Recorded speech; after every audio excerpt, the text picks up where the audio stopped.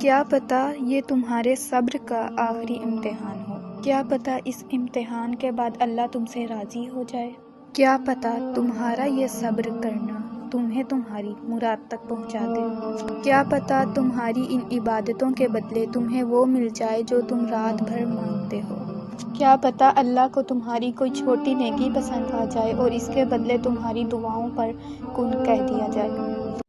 حضرت عبداللہ بن مسعود رضی اللہ عنہ سے روایت ہے، کہتے ہیں میں نے رسول اللہ صلی اللہ علیہ وسلم سے پوچھا، اے اللہ کے رسول، اللہ تعالیٰ کے نزدیک سب سے زیادہ پسندیدہ عمل کون سا ہے؟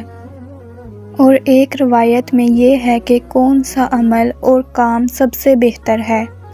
آپ نے جواب دیا، نماز اس کے صحیح وقت پر۔ میں نے پوچھا، پھر کون سا عمل؟ آپ نے فرمایا، والدین کے ساتھ حسن سلوک کرنا۔ پھر میں نے پوچھا، اس کے بعد کون سا عمل؟ آپ نے ارشاد فرمایا، اللہ کے راستے میں جہاد کرنا۔ حضرت ابو ہریرہ رضی اللہ عنہ سے روایت ہے، رسول اللہ صلی اللہ علیہ وآلہ وسلم نے ارشاد فرمایا، جب کسی آدمی کا درجہ جنت میں بلند کیا جائے گا تو اسے تعجب ہوگا، بالآخر وہ اللہ تعالیٰ سے پوچھ پڑے گا، اے اللہ، میرے اعمال تو اس لائق نہیں تھے، پھر میرے اوپر اتنی کرم فرمائی کیوں ہے؟ تو اسے بتایا جائے گا کہ یہ تیرے بیٹے کا تیرے لیے دعائے مغفرت کا کرشمہ ہے۔ بھروسہ لفظ چھوٹا سا ہے مگر یقین دلانے میں پوری زندگی نکل جاتی ہے۔ اعتبار توڑنے والے کے لیے یہی سزا کافی ہے کہ اس کو زندگی بھر کے لیے خاموشی تحفے میں دے دی جائے۔ زندگی میں ہر موقع کا فائدہ اٹھاؤ مگر کسی کے بھروسے اور جذبات کا فائدہ مت اٹھاؤ۔ کسی کو معاف کر کے اچھے ضرور بنو لیکن اس پر دوبارہ اعتبار کر کے بے وقوف مت بنو۔ کسی شخص کا آپ پر اعتبار کرنا آپ کے لیے باعث فخر ہے اور آپ پر جب کوئی اعتماد کرے تو اس کا مان کبھی مت ٹوٹنے دیں۔ موت کے لیے ہر وقت تیار رہو کیونکہ وہ ہر وقت تمہارے سر پہ سایہ کیے ہوئے ہے۔ ذکر الہی کی فضیلت۔ سیدنا ابو موسیٰ اشعری رضی اللہ عنہ نے کہا کہ نبی کریم صلی اللہ علیہ وسلم نے فرمایا، جو شخص اللہ کا ذکر کرے اور جو شخص نہ کرے، ان کی مثال زندہ اور مردہ کی سی ہے، یعنی ذکر کرنے والا زندہ اور ذکر نہ کرنے والا مردوں کی طرح ہے۔ سبحان اللہ کی فضیلت۔